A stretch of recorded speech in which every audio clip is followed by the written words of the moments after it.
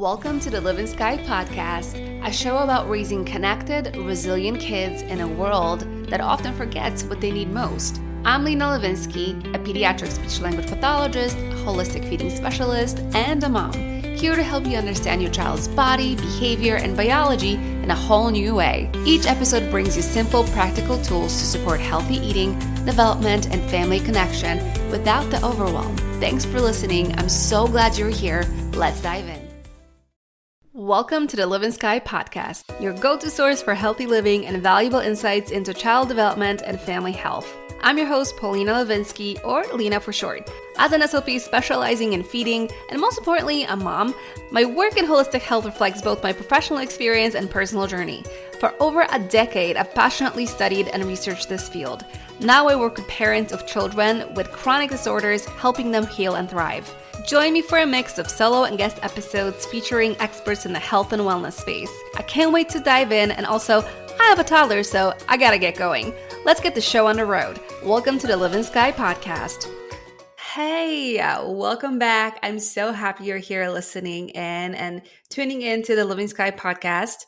It's just me today. It's just Lina, because there's something really important that I wanted to talk about.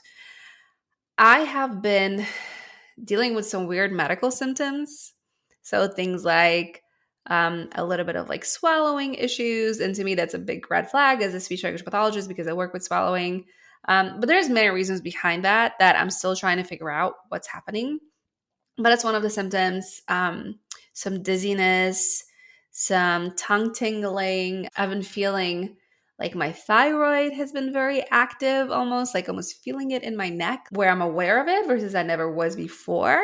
So there's just little things that are happening, little or big things. I'm breaking out in hives and having allergic reactions.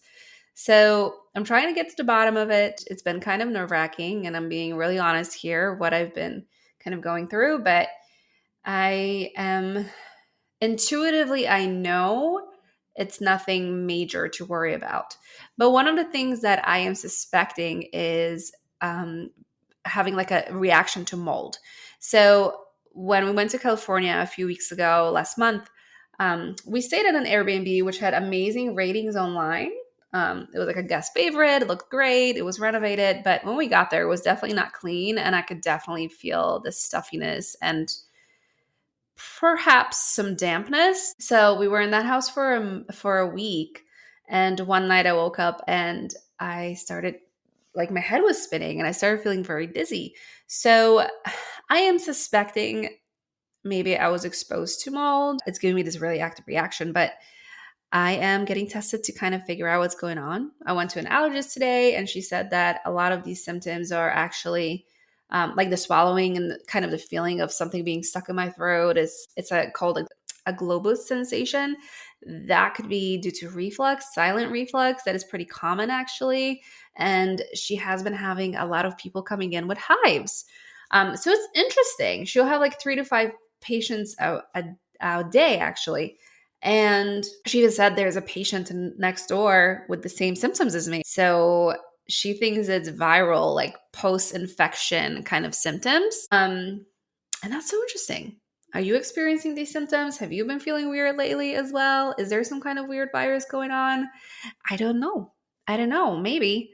It is pretty scary though, let me tell you, because these symptoms are not typical. When you start getting sick and you start to feel like, oh, something's wrong, like my back's bothering me, my throat, my head, you get stuffy, it's nothing like that. So it definitely sends you into high alert.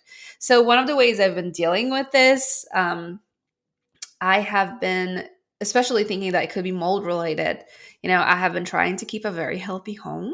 So this is exactly what I came to talk to you about. I want to share 5 easy tips to keep a healthy home of what are some things you can do in a very low tox or non-tox way to help your environment be healthy so that you can really enjoy being in your home.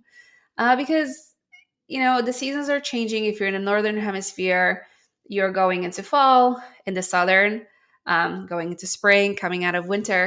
So all these things taken into account, there is a lot of allergens and a lot of things in our air, a lot of dust and mold as well, right? Mold is everywhere. It's impossible to escape. But it's how we keep up with our home that we can really make sure that we're keeping everything in check and trying to keep as healthy of an environment for us as possible, especially having kids, right? Because yeah, we can get sick, but it doesn't matter to us as much if we suffer, right? I mean, it should, but at least for me, I care more if my son gets sick. And I don't know if that's a healthy thing to do or not. Maybe I should be caring for myself more. But I hate it when he gets sick. So this is why I want to make sure that I do a lot of full cleaning. So I actually did that last Friday. I worked morning to night, just cleaning my entire downstairs area. And I still have to do the upstairs. But there are some things that are pretty easy to do though, that where they don't require as much cleaning and as much effort, because let's be serious, not all of us have time to do that all the time. Nor do we like to do that. I definitely don't. I love the effects of it. I love an organized and clean home, but having it, the cleaning process, it gets to me sometimes. It can be therapeutic though, I have to say. Like, it's a love and hate relationship for me. But there's some easy things you can do. There are easy swaps to really help keep a healthy home. So one of the first things that I wanted to talk about is airing out the home. So indoor air quality can often be more polluted than actually the outdoor air quality, because there's a lot of buildup of pollutants like the VOCs, dust, and like I said before, mold. Right? So studies actually show that proper ventilation can reduce airborne pollutants, and they can improve air quality and lower the risk of respiratory issues. Right? So what you want to do is kind of open as many windows as you can in your home. And it doesn't have to be the whole day. It could be 10 to 15 minutes a day just to increase the airflow and remove indoor toxins.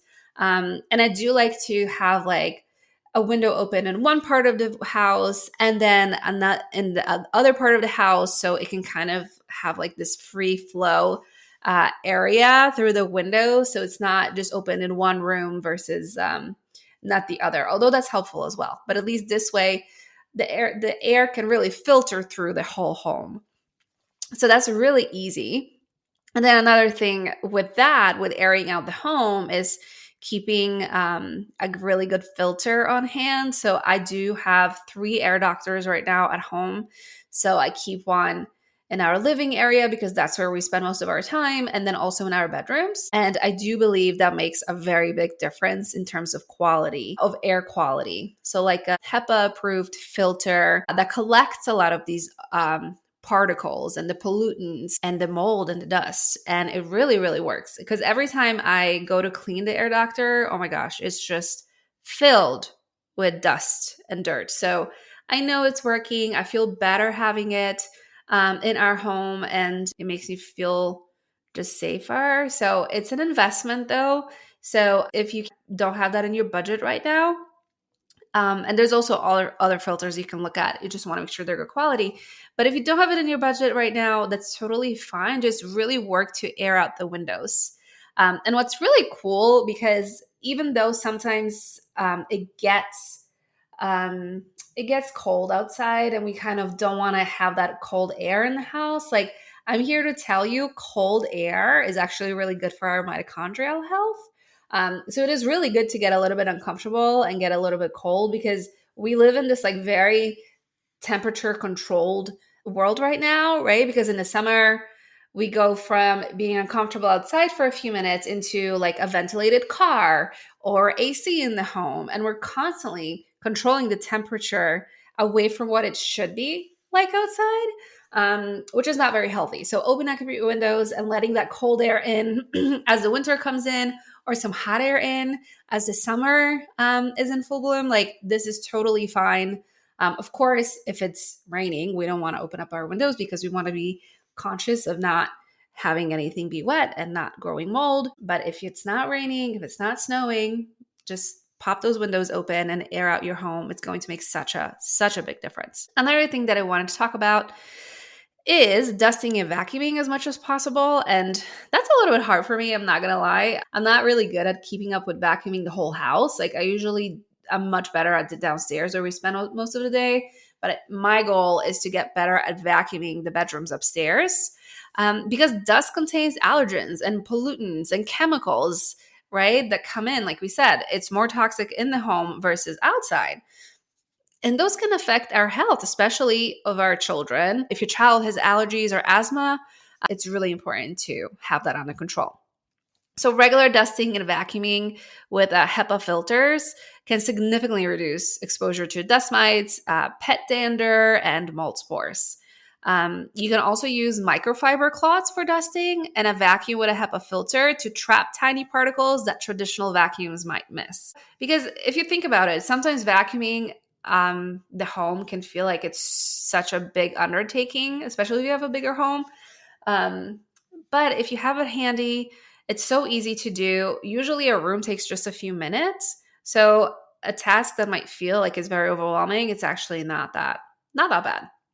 So I would definitely say if you can do it multiple times a week, it would be ideal. Kind of every day a week for the amount of family members you have, and pets count in my opinion. So for me, I have my son, I have my husband, I have my dog. So for us, 4 times a week, which sounds insane, but I think it's doable. If I can, especially after having all these symptoms, if I can really control not having as much dust and allergens and mold spores in my home, I'm going to go ahead and do that because that's really important. Another thing that I wanted to point out, so that those were 2 ways you can keep a healthy home. The third way is using really healthy home cleaning products. So I know there's so many companies out there, which some of them are fantastic. Some of them I think are kind of greenwashed, where it seems like they're healthy. And I am going to call out a brand. It's not to be hateful, but just to let you know, like brands like Method and brands like Mrs. Meyer's, like they look really healthy. They look like a great thing to do, and they're not terrible, but they have so much fragrance and so many additives that are just unnecessary and not very healthy. So you want to stay away from those. So what I use at home is actually Force of Nature. So this is where you have these capsules with vinegar and salt, and you add them to this like electrolyte machine, and you make this very, very good cleaner. So that's what I use at home. And I also use Truly Free, which I love. I think that's such a good company. Companies you can look into, also Branch Basics is really good, but looking into these for a swap, if you can afford it, that's amazing. If this is something that's really expensive, there's other ways you can actually clean your home in a healthy way without spending a ton of money. And that's by using things like vinegar. So vinegar is very effective. It's a natural cleaning agent because it has this acetic acid content, and studies show that it has antimicrobial properties, right? So it makes it really useful for cleaning surfaces and preventing bacteria and mold growth. So vinegar can be a safer alternative to harsh chemicals like bleach, which can really cause a lot of issues in terms of respiratory irritation, especially in children. And it's really harsh on your skin, and it's just toxic. So I would definitely stay away from bleach. So you can actually use a solution of white vinegar and water to clean countertops, sinks, and even windows without harmful fumes. And that's cheap, right? You can get like a gallon of vinegar for a few bucks. Mix that with water. And I think there's different school of thoughts here. I think like 1 part of vinegar to 3 parts of water, I've heard, or 1 to 4 parts of water, because you don't need as much vinegar because it's so concentrated. So you definitely need a lot more water. So that can last you for months, like, and you don't have to worry about buying the more expensive choices here. And vinegar, yes, it has a strong smell, but that subsides pretty quickly. So I would definitely go with vinegar if you want to look at swapping out some toxic cleaning products, because that's going to serve you really well in the long run. And what I also want to talk about, so that's number 3. And then number 4 is actually cleaning and soaking your produce when you buy it. So your veggies, your fruit. Because even when we buy organic, it still has pesticides on it. It might not be glyphosate, it might not be really the harsh ones, but it still has pesticides on it. Organic produce is not completely clean. So we always want to be mindful of this when we're buying any types of veggies, any type of fruit, anything from the garden, from the store. I mean, if it's coming from your garden, you don't have to be. And it's, of course, not sprayed. Like, of course, I don't think it's really beneficial to clean it very thoroughly. It's good to have some of those microbes, the good microbes from your garden, in your plates. But I do think if you get it from the grocery store, even sometimes the farmer's market, if you don't know the farm, like you want to look at their practices, how are they growing the vegetables and their fruits? Like you do want to soak and clean your products. So you can do that with a fruit and veggie wash if you want to, especially if it comes from a trusted source. I wouldn't want to put some other chemicals in my fruits. But another really easy way to do that, and we're going to go back to vinegar. Vinegar is amazing. So you can soak your fruits and vegetables in water and vinegar solution, because that helps to remove pesticides, dirt, and bacteria. And I actually like vinegar better than baking soda, because with baking soda, I always have a little bit of an aftertaste, and maybe I'm just not rinsing it enough after. I'm not sure, but I would definitely say vinegar is a great way to go. I do prefer that to a baking soda, but that's totally your choice, because baking soda also helps with the same, removing pesticides, dirt, and bacteria. So I would definitely choose one or the other. And that's another inexpensive way to clean and soak your products, right? Because sometimes we might not be able to buy everything organic, or maybe we can afford it. So this is another amazing way to clean. And also, like I said, organic will also have pesticides on it. So we want to clean everything. Research actually shows that vinegar can reduce pathogens like E. coli and salmonella from produce. So not only is it cleaning pesticides, it's also cleaning bacteria, which is amazing. So you can actually soak produce in a mixture of 1 part vinegar to 3 parts water for 5 to 10 minutes, and then rinse with clean water to reduce harmful residues. And also hopefully, and I'm not going to touch on that too much today, but hopefully that water is filtered, because that's really important, because there's also different pesticides in our water. So we want to make sure we're using clean water to soak that produce after we have cleaned it. So that was number 4. And then number 5, and I talk about this a lot just because this is so important to me, and I think it should be important to all of us, especially if we're feeding little kids, checking the ingredients in our products that we buy. So unfortunately, our kids' diets consist on average of over 70% processed foods. That's a huge number. I mean, that's over 70% of their diets. And I understand the convenience of it. I understand it's hard to go to a grocery store and not buy something that is heavily processed unless you are buying Whole Foods. I get that. And I understand it as a busy parent. It's really easy to reach for these ready-made products. But that's too much. That's just too much. But however, when we are reaching for these products, and I do as well. My son loves crackers. He loves cookies and stuff like that. And I'm not always going to bake these things. We always want to make sure that we check the ingredients on what we're buying. I always try to go for organic if I can, because I'm really wary of glyphosate. Unfortunately, it's being sprayed outside a ton. Over 80% of rain samples that were tested throughout the country came back positive for glyphosate. So it is in the air. It's everywhere. It's really scary.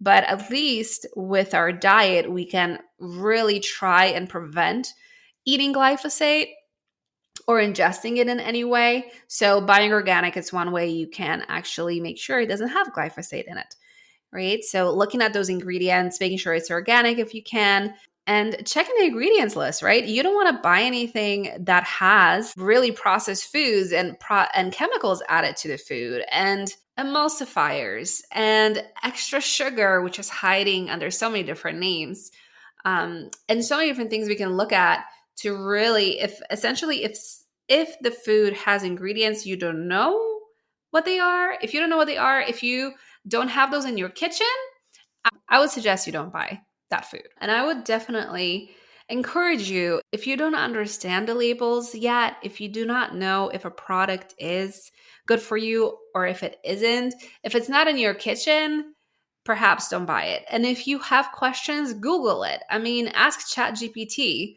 like, are there any harmful ingredients in this particular product? I love asking ChatGPT questions. I think it's such an easy way to get answers to some things because essentially it's like your personal Google assistant. That's how I like to look at it. It just makes it easier because it gives you these like concise answers. And because we are feeding our kids and our families and making sure that we're eating nutritious food so we can provide for our families and be as good parents as we possibly can and just be healthy and happy, these things are important. These are so important. So I would definitely encourage you to educate yourself on how to read labels, looking for the added sugar. We do not recommend having more than 25 grams of added sugar a day. This is something that I think is really, really important in order to keep your metabolic health healthy, to keep your blood sugar levels from spiking. All these things are so important for our health. And since our kids are in crisis right now with so many of them having chronic disease, this is more important than ever to be very aware of what kind of foods we're eating, what kind of products we're using in our home, and just keeping up with the everyday chemicals and pathogens that are in our air, trying to keep our homes as healthy as possible. So again, the 5 easy tips to keep a healthy home is airing out your home with opening your windows, dusting and vacuuming as much as you possibly can, swapping your cleaning products for cleaner products and perhaps vinegar-based products, making your own. Number 4 is cleaning and soaking your products with vinegar or baking soda before you consume them, even if they're organic. And then the 5th one is check the ingredients on the products that you buy. So whether it's processed foods that you're buying, whether it's cookies, you want to make sure it doesn't have too many ingredients. You want to make sure it doesn't have ingredients you're not familiar with. So all these things are really important to keep a healthy home. And I do believe they're pretty easy. They do not require a ton of money. They do not require a ton of time. Maybe the vacuuming and dusting, but then again, like I said, it really doesn't take that much time. It's just about getting there and actually starting. So I hope these are helpful. Let me know if you're going to be implementing any of these in your home. If you have any questions, any suggestions for what you want me to talk about next, shoot me a DM at Lena.Livinsky on Instagram and leave me a review. Reviews do wonders for our show as we're growing and we're being introduced to more curious parents like you. Thank you so much for being here, and I'm so excited to continue talking to you. I'll be back soon. Take care. Thank you so much for tuning in today and being a part of the Livin'Sky community. I hope you learned something new and inspiring that you can apply in your life right away. If you have a minute, please leave us a 5-star review. It really helps us grow and for other parents like you to find us.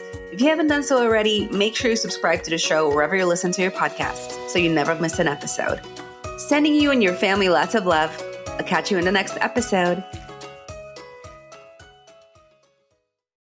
Thanks so much for listening to the Livin'Sky podcast. If this episode resonated, please leave a quick 5-star review or share it with another parent who'd love it too. It really helps more families find the support that they need. And don't forget to join my newsletter at LenaLivinsky.com for more tips and free guides. Sending a little sunshine to your kitchen today. See you next time.